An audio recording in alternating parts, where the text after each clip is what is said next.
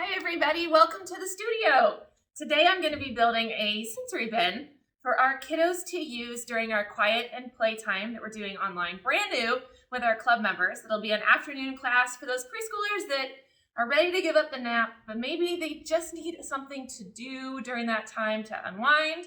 We're going to do a little bit of lead play, a little bit of music, and then a little bit of an art activity. So that way, hopefully our mamas out there, or our grandmas out there, or my grandparents or my dads out there get a little bit of a break, and the kiddos learn to play independently in their room. So I'm going to build a sensory bin and using things that I found at the dollar store, and I just thought I'd lead you through it. Now, even if you're not in our online art club right now, that doesn't mean that you can't, build your own sensory bin and use these principles in your home. Now, I'm gonna take my sticker off. I think everything I've got here is from the dollar store. I start with a large flat bin that is somewhat deep. You don't want anything really shallow or it's gonna spill out of it. And you don't want anything too deep because then it's too hard to get into it and they're gonna flip it, and that's not gonna be good. So I love ones that have a lid on it because then mamas, you can just close this up and put it on the shelf, right?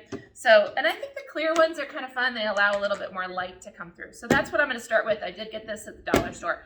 And today we're gonna do a rice bin. You could do any kind of filler that you want.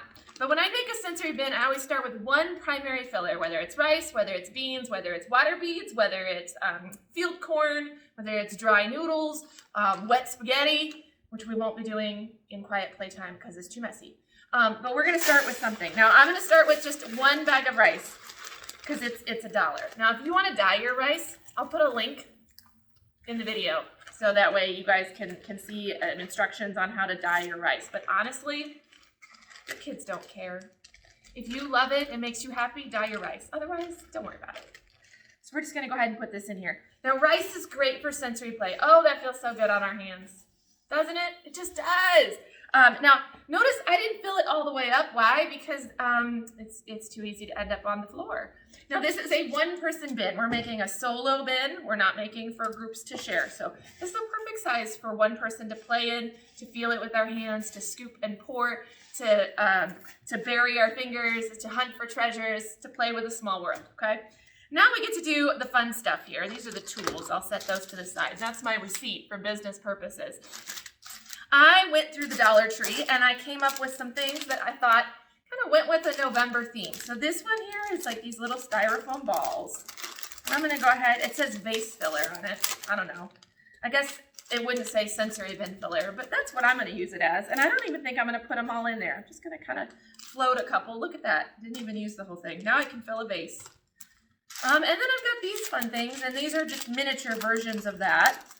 I'm gonna put a couple of those in there.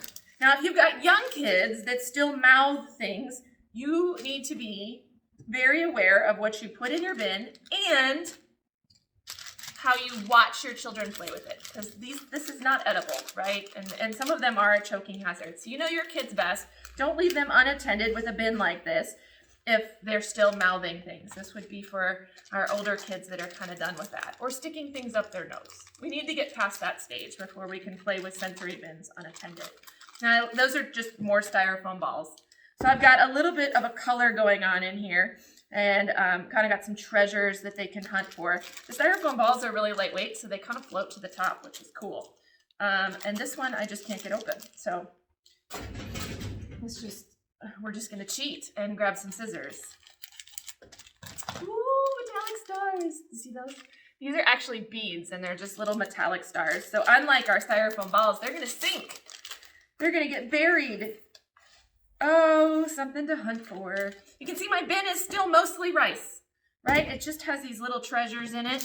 I've got this one here. It's a little bit of ornament filler in just kind of some fall colors. I think technically it's Christmas colors, but it's hard to find fall stuff right now. Everything's Christmas, even though it's October 20-something. These have some little glittery foam stars, and put a couple of those in there. Ooh, they're kind of stuck together. It'll be interesting. Now this bin may wear really well, or, after their first time playing it with it, maybe these would be ruined, and then I just have to refresh it and take those out, and that's okay.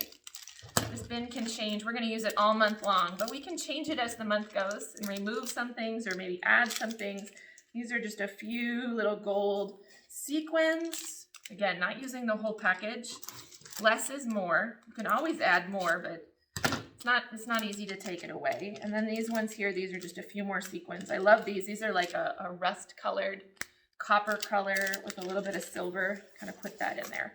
All right, the last thing I've got, I found these cute little pine cones. And they smell like cinnamon. So I'm gonna put a couple of these in here. Now, if you can't find little decorative pine cones that also smell good, look at that, isn't that cute? You can also scent your rice with a little bit of like essential oil. That's a good one. Just make sure that it can be used like in the right concentration. We don't want it to irritate anyone's skin. That smells so good. Or you could put a little bit of just powdered cinnamon in here, you know, just like from the baking aisle. Or if you go to like Hobby Lobby in the soap section, you want to get scents that are made for like cosmetics, so that way it can touch the skin and not hurt anybody. So that would be a good one as well. And I'm just going to put a couple in here. I'm not even going to put the big ones. I'll start with the little ones, and then we'll see how they play with it. You know, these might get crushed up. They might get ruined, and then I've got a stockpile to refresh. We call that refreshing the bin. So I'll just set these off to the side. So this whole pile of supplies that I have over here, you got to kind of figure out a good way to store your sensory bin fillers. We have jars in the studio that we just kind of keep it on a shelf. It looks really pretty. And then that way we've got supplies whenever we want to make a bin. But you don't have to do jars. You can do Ziploc baggies and just, you know, close these up and label them as fall or whatever and stick them someplace so that you've got them for next time you need them. Now the last part that I have here for our sensory bin are our tools. So I've got a couple tools that I picked up at the dollar store. We have lots of options in the studio. We're always looking for different tweezers or vials or bottles or things to fill and scoop and pour. But I just got some simple ones today just to show you guys, and that is our little measuring spoons and our little like cups. Now I would take these off when I give them to the kids. I would take off, right?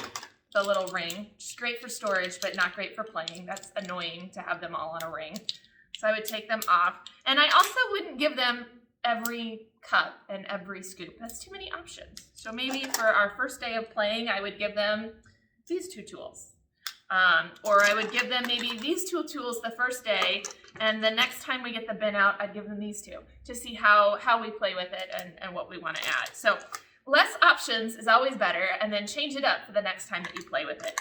Now, my last piece of advice when we get out this bin during our quiet time, and the only time we're going to get it out is during that quiet time, so that it is new and it's novel and it's fun and it holds their attention. The last piece of advice I would give you is to make sure you cover the surface that they're going to be playing with this on. Now, I suggest the floor because it's less likely to fall over on the floor and spill out. And I would cover the surface with a canvas tarp from the hardware store, a painter's tarp. You can do a plastic tablecloth. I know a lot of people recommend plastic tablecloths because they're super inexpensive. Problem is, you can't wash them. They get bunched up, they get ripped, they get like destroyed, and they don't last a long time. But a painter's tarp, one of those heavy-duty canvas ones, has a little bit more weight to it, so it will stay down on the floor and it won't bunch up. It's not going to tear, and it's going to stay where you put it. So just set that down underneath there, and that way anything that escapes the bin is really easy to just, you know, bundle up in that painter's tarp and dump back in the bin or dump into the trash can if you want to. So that is my advice, and I hope to see, oh, excuse me, I have a frog in my throat. I hope to see everybody in the club in our November new quiet play class on Tuesday afternoons. Now, if you're not in the club, and this sounds like something that maybe would interest you, that your child would like some guided time in the afternoon through some quiet activities while you get a little bit of a break, you want to get on the wait list for our online art club, and that is on our website right from the main header or through the link in our profile on our Instagram account. Have a wonderful day, you guys. I'll talk to you soon.